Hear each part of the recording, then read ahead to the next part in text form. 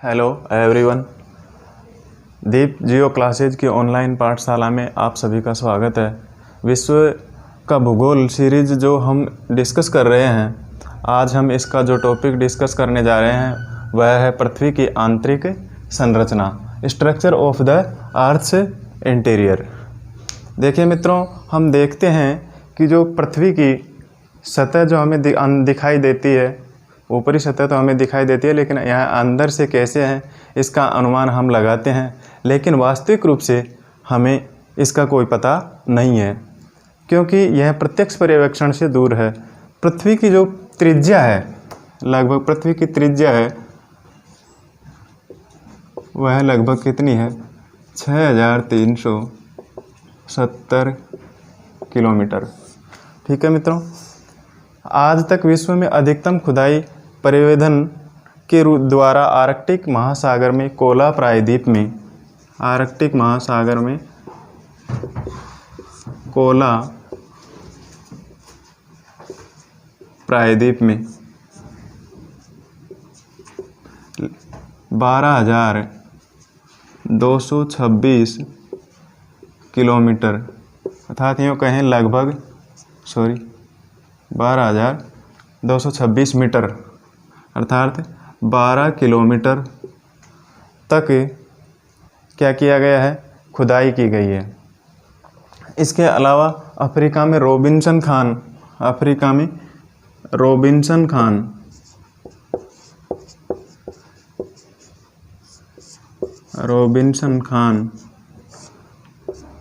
की खुदाई लगभग 4 किलोमीटर तक की गई है, 4 किलोमीटर तक की गई है। एवं तेल कुओं की अधिकतम खुदाई, तेल कुओं की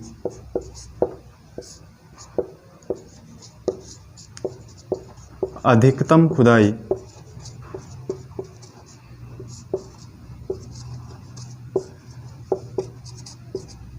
मित्रों कितनी की गई है? लगभग 6 किलोमीटर तक की गई है, जो कि पृथ्वी के केंद्र के सामने बहुत कम है। पृथ्वी के आंतरिक भाग का अध्ययन भूगर्भ शास्त्र में किया जाता है। विश्व के वैज्ञानिक दो मुख्य परियोजनाओं पर कार्य कर रहे हैं। पहली गहरे समुद्र में प्रवेधन परियोजनाओं के द्वारा, पहली गहरे समुद्र में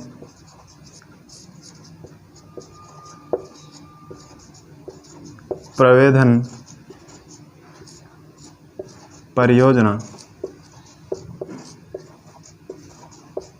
और दूसरी है समन्वित महासागरीय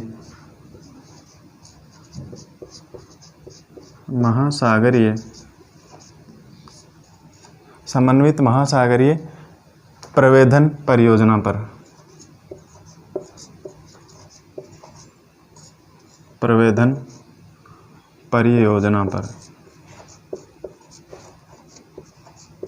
ठीक है मित्रों। इन दो प्रकार की मुख्य परियोजनाओं पर विश्व के वैज्ञानिक कार्य कर रहे हैं। अब देखिए मित्रों, हम आगे देखेंगे भूगर्भ की जानकारी के प्रमुख साधन कौन कौन से हैं, जिनके माध्यम से हमें पृथ्वी की आंतरिक सतह का पता चलता है। इनके बारे में हम देखेंगे। सबसे पहले भूगर्भ की जानकारी के प्रमुख साधन, इनका वर्गीकरण देख लेते हैं। देखिए मित्रों, भूगर्भ की जानकारी के साधन,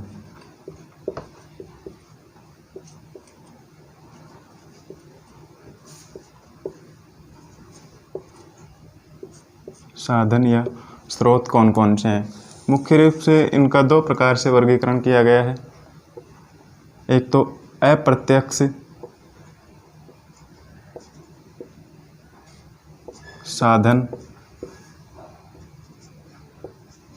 या स्रोत, और दूसरे होते हैं प्रत्यक्ष स्रोत या साधन।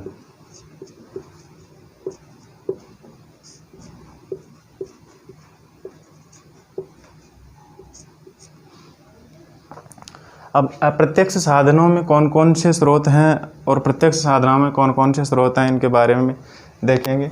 सबसे पहले अप्रत्यक्ष स्रोत, जिनसे हमें पृथ्वी के आंतरिक भाग की जानकारी प्रत्यक्षतः प्राप्त नहीं होती है, अर्थात अनुमान के आधार पर, उन स्रोतों के आधार पर हम पता लगाते हैं कि पृथ्वी का आंतरिक भाग किन से निर्मित है, किन किन चट्टानों की प्रधानता पाई जाती है, किस प्रकार से विद्यमान है। इनमें सबसे पहले है घनत्व,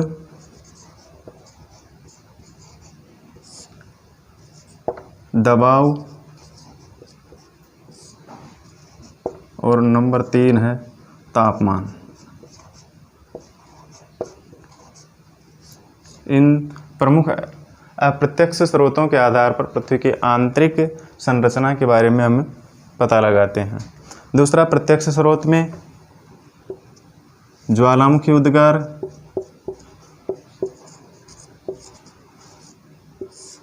ज्वालामुखी उद्गार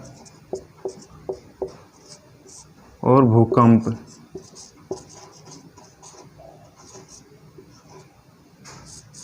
भूकंप इनके द्वारा प्रमुख रूप से भूगर्भ की जानकारी प्राप्त होती है, जो कि ज्वालामुखी पृथ्वी के आंतरिक भाग से लावा का उद्गार होता है, तो उससे अलग अलग पदार्थ, राख, धुआं, अन्य प्रकार की गैसें धरातल के आंतरिक भाग से निकल करके ऊपर आती है, जिसके माध्यम से पृथ्वी का आंतरिक सतह का या आंतरिक भाग का पता लगाया जाता है। उसी प्रकार से जब भूकंपीय गतिविधियां होती है, धरातल के अंदर कंपन उत्पन्न होता है और उस कंपन के अनुसार जब दरारी उद्भेदन होता है, तो उसके आधार पर पृथ्वी की आंतरिक संरचना का पता लगाया जाता है। अब हम सबसे पहले अप्रत्यक्ष साधनों के बारे में पढ़ेंगे कि इनके आधार पर किस प्रकार से भूगर्भ की जानकारी हमें प्राप्त होती है। देखिए मित्रों, सबसे पहले हम अप्रत्यक्ष स्रोत में पढ़ेंगे घनत्व।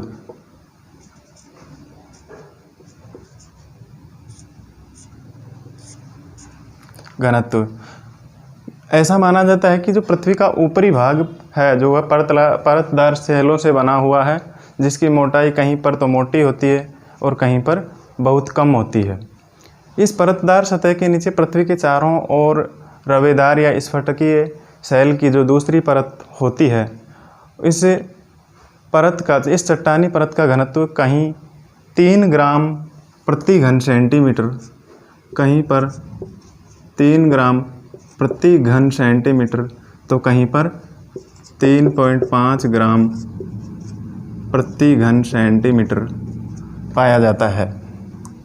परंतु चट्टानी परत का घनत्व, संपूर्ण पृथ्वी का जो औसत घनत्व है, वह लगभग कितना पाया जाता है?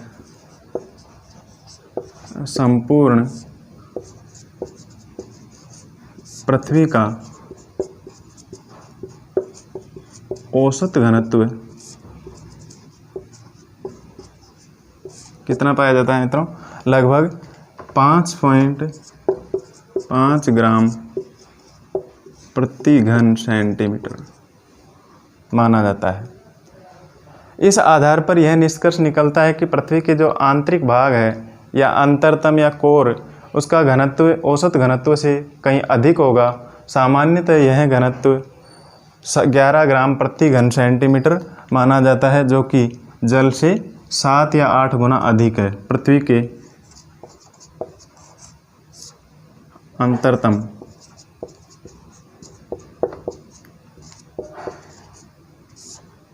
या कोर का घनत्व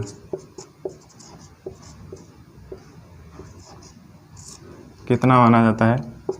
लगभग 11 ग्राम प्रति घन सेंटीमीटर।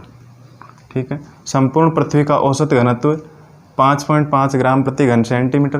पृथ्वी की जो ऊपरी सतह है, धरातलीय परत, उसका घनत्व जहाँ पर कहीं मोटी पाई जाती है तो कहीं पतली पाई जाती है, वहाँ पर घनत्व 3 ग्राम से 3.5 ग्राम प्रति घन सेंटीमीटर के बीच में पाया जाता है।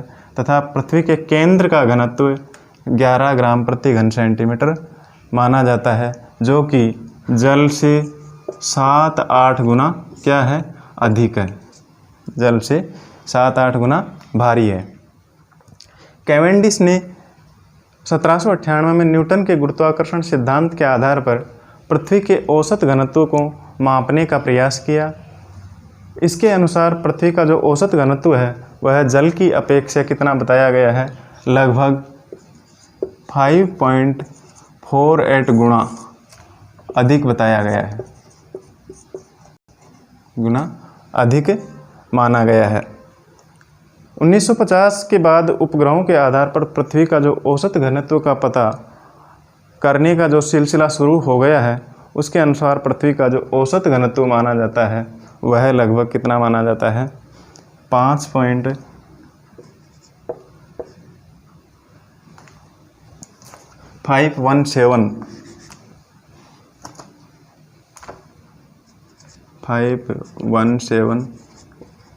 ग्राम प्रति घन सेंटीमीटर।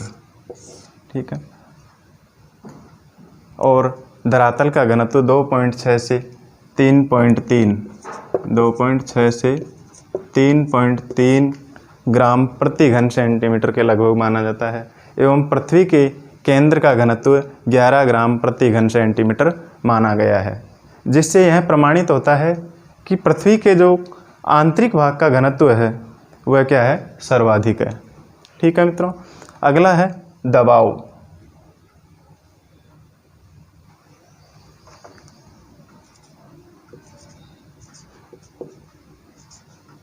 दबाव, प्रेशर।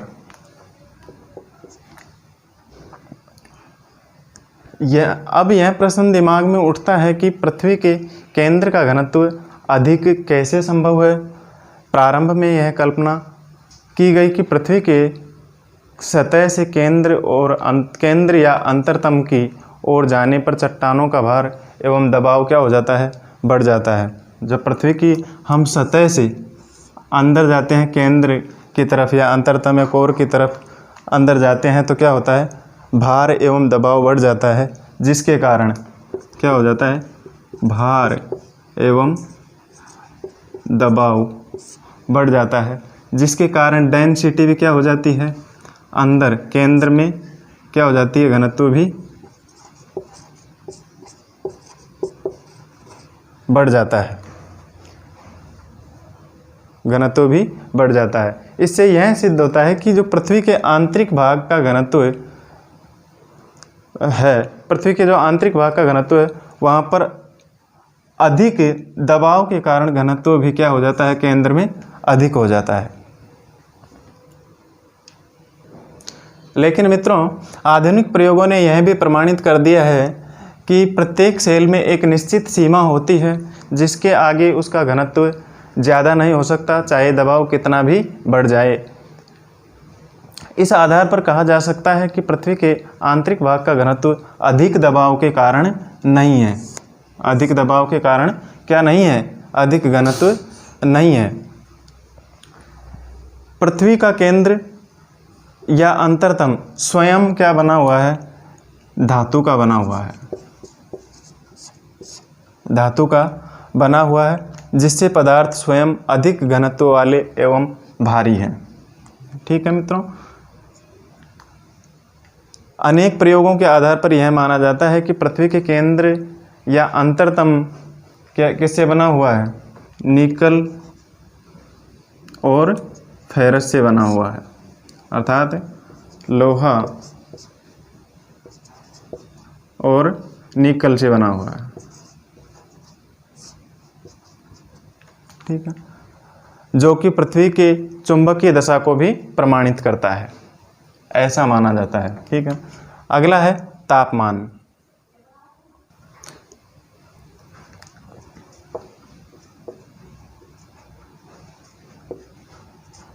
तापमान, टेम्परेचर।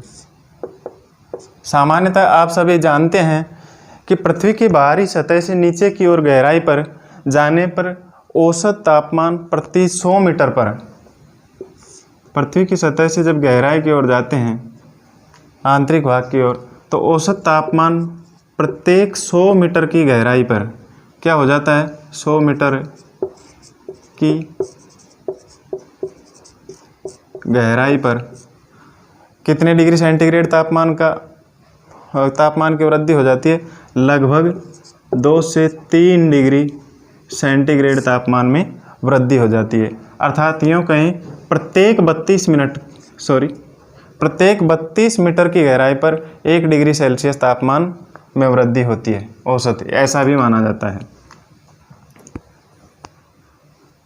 लेकिन यह तापमान 8 किलोमीटर से अधिक गहराई पर जाने पर इसकी वास्तविक दर का क्या होता है पता लगाना मुश्किल हो जाता है।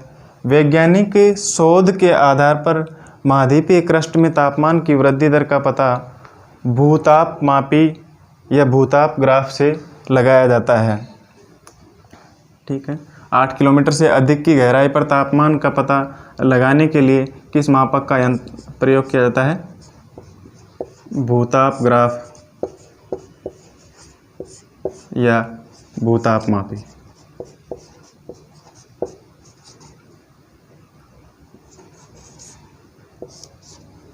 भूतापमापी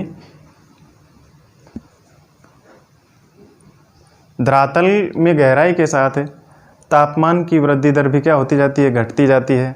जैसे कि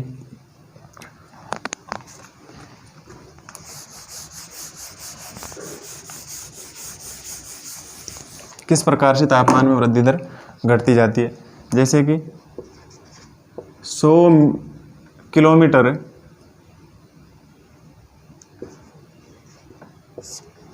किलोमीटर की गहराई पर तापमान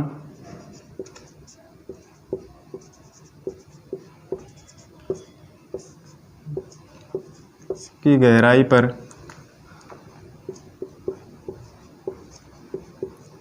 तापमान लगभग कितना पाया जाता है? 1100 डिग्री सेल्सियस से 1200 डिग्री सेल्सियस सेंटीग्रेड के बीच में पाया जाता है। 400 किलोमीटर की गहराई पर तापमान यह लगभग 1500 डिग्री सेल्सियस 1500 डिग्री सेल्सियस एवं 700 किलोमीटर की गहराई पर 700 किलोमीटर की गहराई पर यह तापमान लगभग 1900 डिग्री सेल्सियस 1900 डिग्री सेल्सियस के लगभग पाया जाता है। इसी प्रकार आगे 2900 किलोमीटर की गहराई पर यह तापमान लगभग 3700 डिग्री सेल्सियस एवं 5100 किलोमीटर की गहराई से ऊपर नीचे 5100 किलोमीटर के नीचे गहराई के नीचे तापमान में कितनी वृद्धि हो जाती है? लगभग 4300 डिग्री सेंटीग्रेड तापमान में वृद्धि हो जाती है। इस प्रकार इन अप्रत्यक्ष स्रोतों के आधार पर भूगर्भ की जानकारी का पता लगाया जाता है। आगे सेकंड साधन है प्रत्यक्ष स्रोत। देखिए मित्रों, प्रत्यक्ष स्रोत में पहले ज्वालामुखी,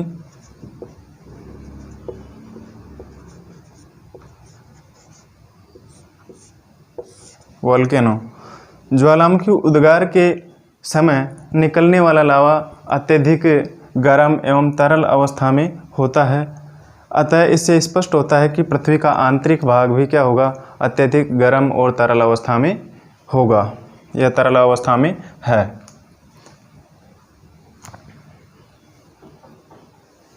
सेकंड ज्वालामुखी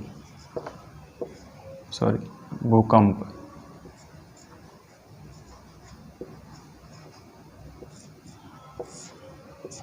भूकंप, सबसे पहले भूकंप का शाब्दिक अर्थ, भूकंप किन शब्दों से मिलकर बना है?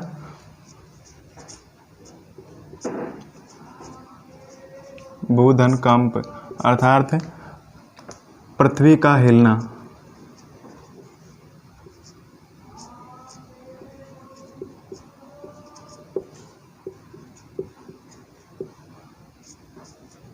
साधारणतः भूकंप की डेफिनेशन क्या होगी? पृथ्वी का हिलना या कंपन, भूकंप, पृथ्वी में कंपन होना भूकंप कहलाता है। विश्व के अधिकांश भूकंप और ज्वालामुखी 50 से 100 किलोमीटर की गहराई में, 50 से 100 किलोमीटर की गहराई में आते हैं।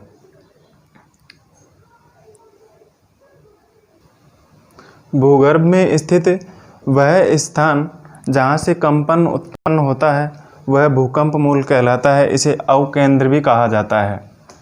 जैसे कि यह पृथ्वी की ऊपरी सतह है और यहाँ से भूकंप आना शुरू होता है, ठीक है। तो इस भूकंप के उदय होने या उद्गम होने वाले स्थान को, इसको कहते हैं भूकंप मूल या फोकस, या फिर इसे क्या कहते हैं और अवकेंद्र, अवकेंद्र भी कहा जाता है। यहाँ से भूकंप की तरंगें धीरे धीरे क्या होती है, धरातल की ओर पहुँचती है। इस प्रकार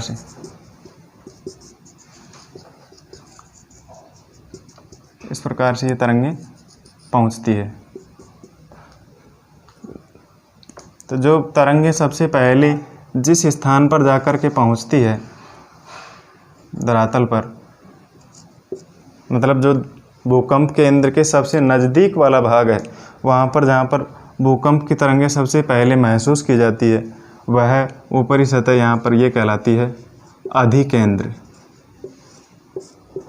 अधिकेंद्र, ठीक है। ये धरातल है। धरातल के आंतरिक भाग में भूकंप अधिकांशतः 50 से 100 किलोमीटर की गहराई में आते हैं। जिस स्थान से भूकंप का उद्गम होता है वह स्थान भूकंप मूल या अवकेंद्र या फोकस कहलाता है, और जहाँ पर यह सबसे पहले महसूस किया जाता है वह अधिकेंद्र या एपिसेंटर कहलाता है, ठीक है। ये यहाँ से भूकंपीय तरंगों की जो तरंगें हैं उसके बाद में धीरे धीरे यहाँ दूर तक पहुँचती है तरंगें, ठीक है, धरातल पर। इस प्रकार से तो सबसे पहले भूकंपीय तरंगें जिस स्थान पर पहुँचती है उसे अधिकेंद्र, जहाँ पर सबसे पहले महसूस की जाती है धरातल की वह सतह क्या कहलाती है, उस स्थान पर अधिकेंद्र, तथा जहाँ पर भूकंप उद्गम होता है, भूकंप जहाँ से शुरू होता है वह मुख्य बिंदु भूकंप मूल या अवकेंद्र या फोकस कहलाता है। एवं इसके विपरीत जो बिंदु होता है, भूकंप उद्गम के विपरीत जो बिंदु है उसे कहते हैं प्रतिध्रुवस्थ बिंदु, प्रतिध्रुवस्थ बिंदु, एंटीपोडल पॉइंट के रूप में जाना जाता है। इन भूकंपीय तरंगों का अंकन मित्रों किसके द्वारा किया जाता है, सीस्मोग्राफ के द्वारा, सीस्मोग्राफ के द्वारा इन भूकंपीय तरंगों का अंकन किया जाता है। आगे मित्रों, भूकंपीय तरंगें किस किस प्रकार की होती है, इन भूकंपीय तरंगों के बारे में हम अगली क्लास में अध्ययन करेंगे। भूकंप की तरंगें कौन कौन सी तरंगें पाई जाती है, भूकंप के प्रकार कौन कौन से हैं, एवं इनकी भूकंप की माप की जो विधियां हैं या भूकंप किसके द्वारा मापा जाता है उसके बारे में, एवं भूकंप से होने वाले प्रभाव किन किन प्रकार से यह हमें प्रभावित करते हैं, इन सभी के बारे में हम अगली क्लास में डिस्कस करेंगे। आज की क्लास यहीं समाप्त करते हैं। धन्यवाद मित्रों, और इस चैनल को अधिक से अधिक लाइक और सब्सक्राइब करने की कोशिश करें। खुद भी लाइक और सब्सक्राइब करें और दूसरों से भी अधिक से अधिक लाइक और सब्सक्राइब करवाएं। धन्यवाद।